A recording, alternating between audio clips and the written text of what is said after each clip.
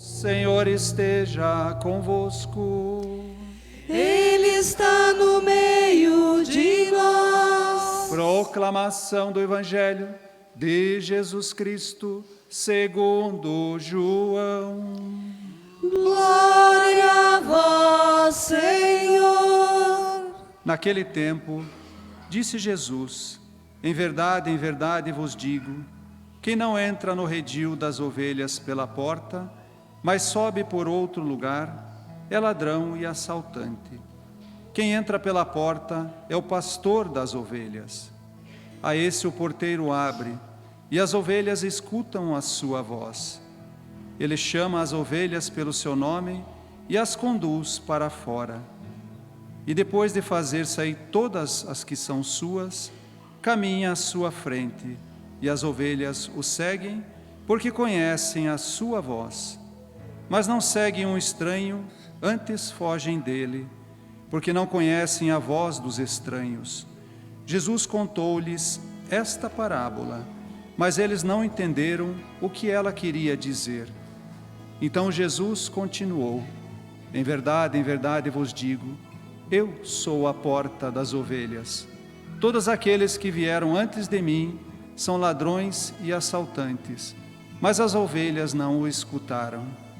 Eu sou a porta. Quem entrar por mim será salvo. Entrará e sairá e encontrará pastagem. O ladrão só vem para roubar, matar e destruir. Eu vim para que tenham vida e a tenham em abundância. Palavra da salvação. Glória a vós, Senhor. Meus caros irmãos e irmãs, durante todo o ministério público de nosso Senhor Jesus Cristo, Ele viveu e enfrentou muitas dificuldades e passou por muitos conflitos com as comunidades do seu tempo, com as autoridades religiosas do seu tempo. Jesus, quando Ele apresenta o projeto do Pai, esse projeto começa a incomodar as pessoas que viviam agarradas nos seus conceitos, agarradas nos seus esquemas. Então isso fez com que Jesus tivesse muitos conflitos, porque Jesus falava do quê? Falava da justiça, falava do amor, falava da misericórdia, e aqueles que tinham o poder de evangelizar, o poder de anunciar o reino de Deus, esses ficavam oprimindo as pessoas, colocando fardos pesados nas costas do povo, inventando regras, inventando leis, inventando preceitos, colocando tudo isso em cima da lei de Deus. Isso fez com que Jesus viesse combater essa lei opressora e causando então um grande conflito. O evangelho que nós ouvimos hoje, Jesus faz uma grande crítica a essas autoridades, a esses pastores do seu tempo. Qual que é a função do pastor? O pastor tem a função de cuidar, o pastor tem a função de zelar pelo seu rebanho. Mas esses pastores do tempo de Jesus, o que eles faziam? Eles oprimiam, eles exploravam as ovelhas, eles apacentavam apenas eles. Quando aparecia o lobo, eram os primeiros a fugir, abandonando, deixando as ovelhas ali à mercê dos lobos. Então Jesus hoje, Ele se autodefine como sendo o bom pastor, completamente diferente dos pastores do seu tempo. E Jesus então define o que é ser pastor, autodefine-se como bom pastor e define o que é o pastor. O pastor é quem? O pastor é aquele que cuida, o pastor é aquele que zela, o pastor é aquele que trata, o pastor é aquele que, quando a ovelha está ferida, carrega a ovelha no colo, o pastor é aquele que passa remédio na ferida, o pastor é aquele que é amigo das ovelhas, para que as ovelhas possam conhecer a sua voz.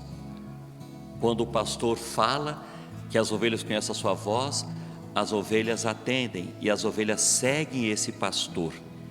Esse é o pastor, e Jesus se define como bom pastor, mais que um pastor, mas um bom pastor, que dá a própria vida por essas ovelhas. Meus caros irmãos e irmãs, somos nós convidados a fazer parte desse rebanho.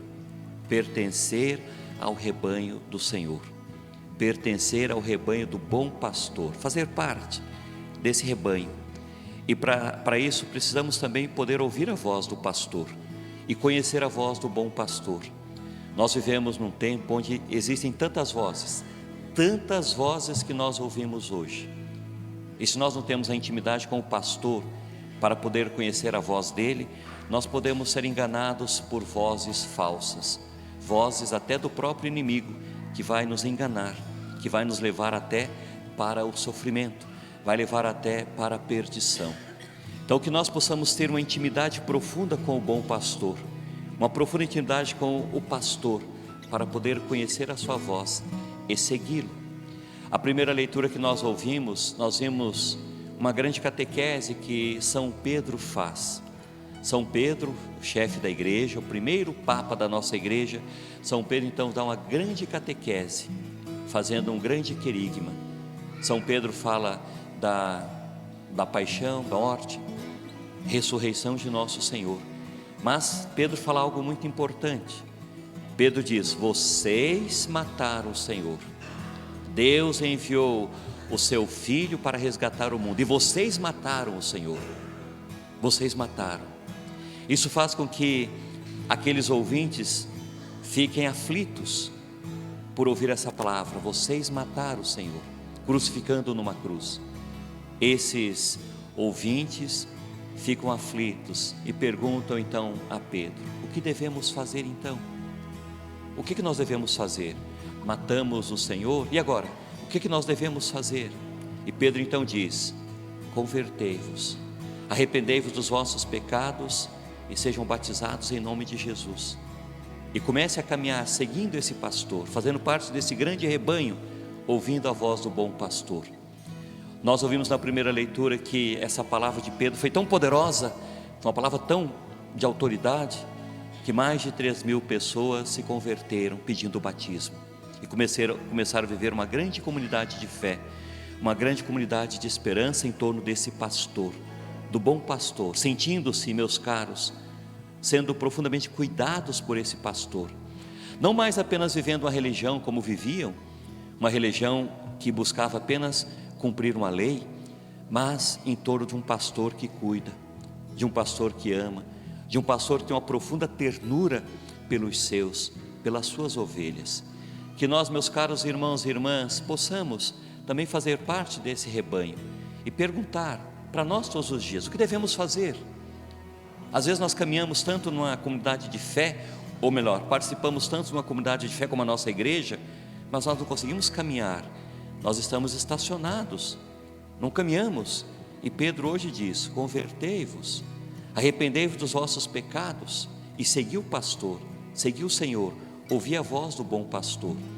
Pensamos, meus caros irmãos e irmãs, nessa liturgia, pensamos nessa Santa Missa, que a palavra que nós ouvimos possa nos consolar, nos animar para fazer parte desse rebanho e querer de verdade fazer parte da comunidade de fé do Senhor, ser cuidados por esse bom pastor, ser cuidados e fazer parte do rebanho desse bom pastor que cuida de cada um de nós. Quanto mais nós estamos fragilizados ou enfraquecidos ou feridos, mais cuidados nós temos dele. Peçamos então ao Senhor que nos dê a graça de cada vez mais crescer na fé, crescer no amor, crescer na alegria, crescer na esperança. Amém. Vamos ficar de pé, vamos juntos.